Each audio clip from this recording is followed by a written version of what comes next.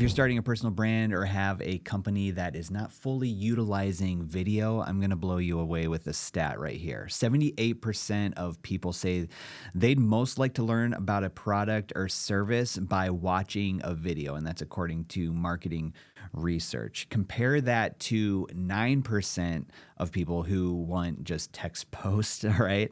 5% of people who maybe want an ebook. Maybe they want to spend some time reading on their iPad or something. So 78% of people say they're most like to learn about a product or service by watching a video. So your customers have already decided how they want to learn from you and about you. The only question is whether you'll be there when they go looking. All right, so that's to keep in mind. So by the end of this video, you'll know exactly what videos to make, who they're for, and how to turn them into a sales engine that works while you sleep. I'm Caleb. I'm founder of the Video Lab here in Sioux Falls, South Dakota. And a lot of times we find companies and personal brands struggle with either getting started with video content or staying consistent with video content. So we give you the strategy and the tools to stay consistent, stay visible, and ultimately make more money from your videos. I've been doing solo video production on a freelance level since 2012, and I've seen a lot of different styles, trends come and go when it comes to video content. But this is the same system that I'm going to talk about in this video. This is the same system that I've used on my personal YouTube channel that's generated close to 5 million views, 45 million impressions, 33,000 subs, and an email customer list of around 25,000. It's created a new revenue stream for me, right? But ultimately, it allowed me to start the Video Lab. Here at the Video Lab, clients call us the content easy button. So we provide strategy, and our content studio, which I'm sitting in right now, is a turnkey video experience with 3 pre-built video sets that have the pro cameras, lighting, pro audio, and a studio tech who runs it all so that you don't have to worry about all of that techie stuff. So in this video, I'm going to be using these terms kind of interchangeably. I'm going to be using audience, customers, community. I might even use the term viewers, but I'm using them. They mean the same thing. I'm using them in the same way. They're interchangeable when it comes to who we're talking about today. Another thing that we need to do is we actually need to define the types of videos that we're making. So for this video, we are focusing on like educational or informational style videos. We're not talking about doing dances on camera. We're not talking about trends. We're not even talking about chasing viral. We're not here to go viral. We're here to build something that compounds over time, bringing like real value to your audience. In fact, viral doesn't always necessarily mean good. I was just having a conversation recently with someone who went viral, but the topic of that video, they're like, I don't know if this is something I want to be known for. So viral doesn't always mean good. And as we continued that conversation, I asked them, has this video that went viral, has it generated any leads? And they said no. So almost 1 million views, no leads, and you're becoming known for something that you're not sure if you want to be known for. The types of videos that we're talking about today, we want views that will drive the sales of your products or services. So those are the types of videos that we're here, which ultimately brings me to this. I mean, the purpose of video, if you're a business owner, a personal brand, is to make more money. Some people say that it's to raise awareness and brand recognition, and that's great. But at the end of the day, the reason you want those things is to make more money as a business owner. Now, I want you to maybe put in the comments, what's holding you back from using video right now? Just write it down in the comments. Let me know what's holding you back. A lot of times what I hear, and actually there's like stats that back this up according to research, is 37% of businesses not using video say it's because they don't know where to start. And I hear that all the time. So like that stat is absolutely true. They don't really know where to start when it comes to video. But what I'm talking about today, it's gonna remove that I don't know where to start for you. So at the Video Lab, I mean, we take care of all of this stuff for you, like topics, the time element, right? The time that it takes, the techie stuff, the talent, etc. Like we take care of all of that. But for a lot of people, it's a hard thing to get over. I don't know where to start. This is where you start. What we're talking about today, this is where you start. At the Video Lab, we use this strategy that I developed. It's the framework. It's the 4Cs framework, and it's based on these things. Consistency is the first C, which I will tell you, consistency actually means more than just how often you post. All right. Community is the one that we're focusing on in this video today, the community aspect. Then there's the third C is content, the actual content itself, like structuring good content for the most efficient video, all right, to reach the most people. And then the fourth C is creativity. And creativity doesn't mean you have to be the most creative person, but it really is more of like, okay, what's your experience? What's your background? What's your unfair advantage? A lot of times we think that the areas that we're in might be too saturated with video, but this element of it, your unfair advantage, that's what sets your content apart from others. Now, as we talk about being audience first with our video content, and we'll get into that in here just a little bit of actually knowing who to talk to. But when we do have this mindset shift of like putting our audience first, it's actually kind of freeing. I'm not going to lie. It's actually kind of freeing when it comes to making your video content. So why is it freeing? Well, first of all, your customers, your ideal client is going to lead your content. So they're going to tell you what to make. So if you're making content going this direction, you're like, oh, I have some good ideas. I'm going to make content over here, but they're asking questions about something that is going this direction. Well, you want to adjust your content, start answering those questions, and you need to allow your audience to guide your content. The second reason it's kind of freeing is because that they're going to start like building trust with you. And because you're talking to their pain points, you're talking to their problems, they're going to realize that you understand them and you're making content directly for them. So they're going to keep coming back to your content. It's freeing because we're focusing on who is watching, not how many people are watching. Remember, the point is not to go viral. The point is to make these videos for the people that need us, need our products, need our services. And best of all is that, our videos, if you're making them for your ideal audience, it becomes a 24/7 sales engine when it comes down to it. Sometimes might take a little bit of time. It's not going to be like a right away thing. According to YouTube, over 40% of views and 30% of clicks actually happen more than 30 days after publishing. So it's not a all of a sudden thing. It's not like, oh, I post a video, all of a sudden all these sales are coming in. It's something that needs to build over time. And as you make those videos for your specific audience, they're going to keep coming back and it's going to start reaching more people. They're going to send it to somebody else that has the same issue. But that takes time. But eventually your videos will sell for you while you sleep. So who is your ideal audience? Who should you be making videos for? I kind of like to put it this way. For us to speak to our ideal audience, we need to know them like at the back of our hand. So it's somebody like, picture them across the table from you. Maybe you're having a cup of coffee. It's the person that needs your services, and you need to dial in their age group, the point of life that they're in. All those things, get to understand them, get to know who that person is. Who is that person that you would want to sit down and have a conversation with over coffee?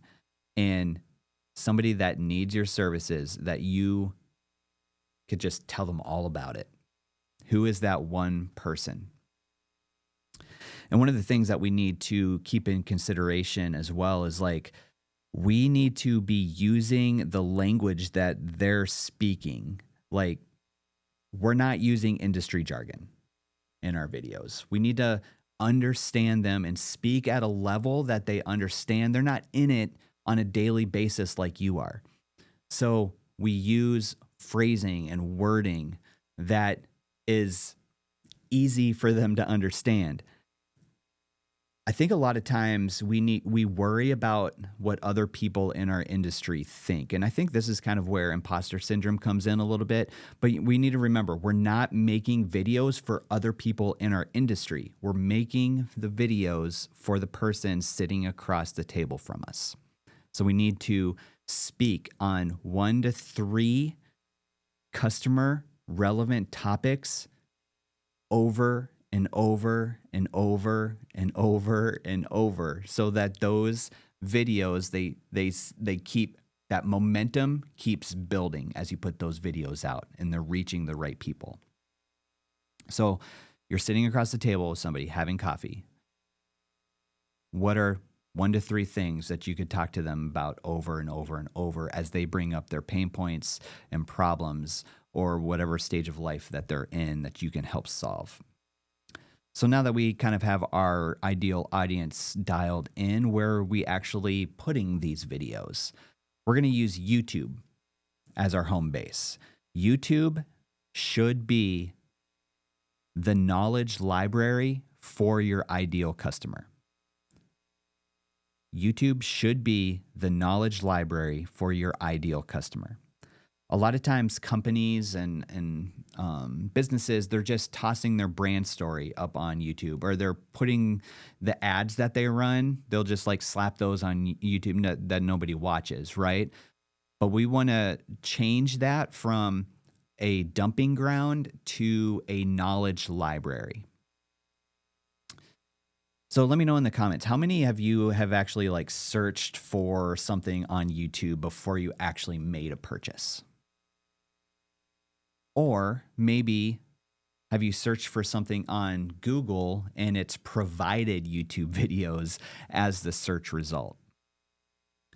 Because here's the thing, YouTube is the second largest search engine in the world behind Google. It's actually owned by Google. YouTube's the world's second largest search engine. I like to think of YouTube as kind of the perfect platform, the perfect storm of a platform. Let me put it that way. Perfect storm of a platform. It's fully search engine. It's fully community driven, little pockets of community that we're talking about.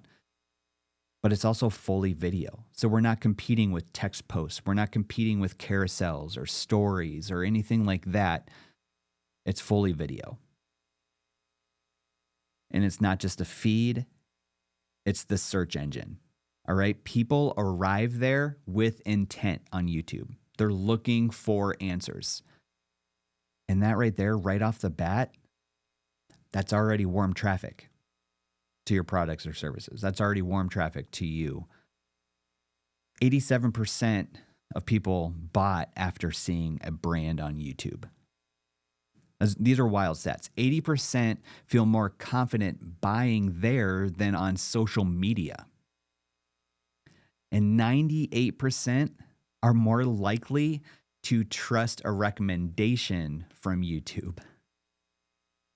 So it's already warm traffic, as you see. But now we're going to shift our mindset from thinking about one video at a time to actually building a video ecosystem. And this is what we coach our clients on here at the Video Lab, is that, remember what I said, consistency means more than just posting once a week. We're not spending a lot of time on consistency in this video, but from one YouTube video, you're going to cut all of your short form content.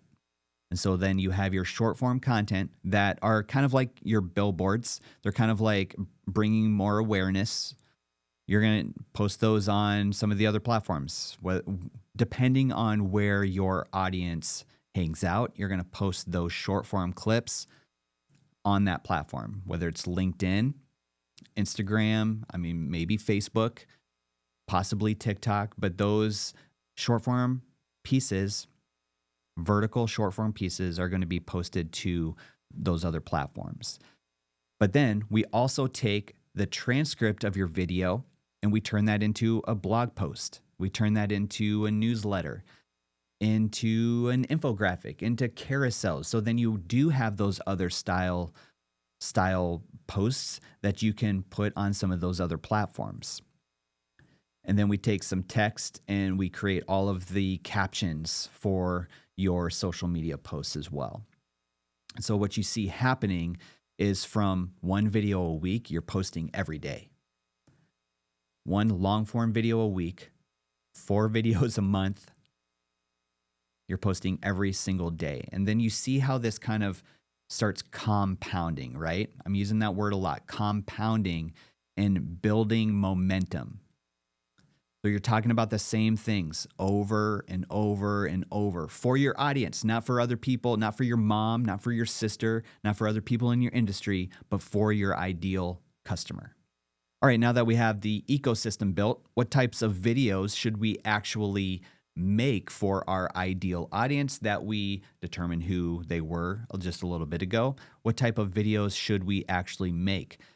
This kind of depends on the industry that you're in, but I've found that there's really 5 different formats that work really well, kind of industry, across all the different industries.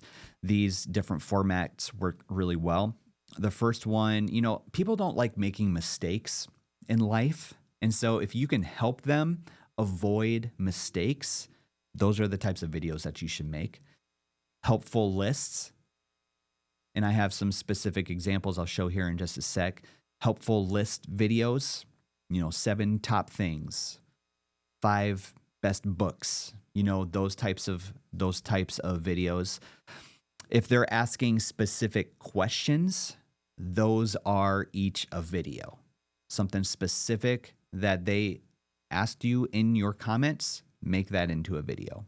How-to videos are really popular, like how to use your product or service to improve their life or for them to get the best outcome for whatever problem that they have. So how-to videos. In case studies and customer testimonials or customer story videos, they perform really well and help build the credibility of either your personal brand or your company. So here's some specific examples that we could use. Maybe you're in real estate. You could do a list video like the 7 things every first-time home buyer must look for. Maybe you're in accounting. And here's this mistake video, the number 1 bookkeeping mistake that triggers an audit. Help them avoid audits. Maybe you're in legal and you help small businesses. This would be a direct question that somebody would ask. Do I really need an LLC or can I just start a business? So that would be a direct question that you could address in your video. 98% of people have watched an explainer video to learn about a product. And 99% of marketers say video improved customer understanding. 99%. All of this is meaningless without this one thing. All right, this one aspect to your videos, it's all meaningless. You need to be building a customer list. And we build a customer list through collecting emails. YouTube could go down tomorrow, but your email list is owned. The leads are already warm. They found you, they watched you, they learned from you, and that trust is already building. And I will say that emails are more important than subscribers. So 88% say video generates leads. How do we know if it's generating leads? Well, it's by the email list that we're collecting. 84% say it directly increased sales. So the video is kind of like opening the door and just being like, come on in, and you're collecting those emails. But how do you collect the emails? And one of the ways we coach our clients on is either have a free or cheap, high value download that they get in exchange for giving you their email address. And this is where your call to actions go then, right? So you give your call to actions, your CTAs, what we call them, throughout the video to go to the description and get this free download. It has to be high value. It has to be industry specific, something that helps them solve the problems or pain points that they have. And then now they're in your funnel. And that's where you can nurture that customer list. You can go a whole another level deeper with that customer list. That's where you start putting your discovery call links, your product links, and that's ultimately where the sale is going to happen. So remember, we're doing educational video. We're talking to one ideal customer. We're putting our videos on YouTube in formats that they actually search, and then we're capturing every email. Now, if you're interested, you can go and grab our video brand scorecard, which actually scores your video strategy against our 4 C's to see where you're at, see if there's any gaps in your video strategy that you could improve. But that's the video brand scorecard, and I have that link down in the description, and it's free. It shows you which of those 4 C's to fix first if you need to. But remember, we're not here to go viral. You just need to be the one your customer trusts when they're ready to buy. And that's the whole point of video.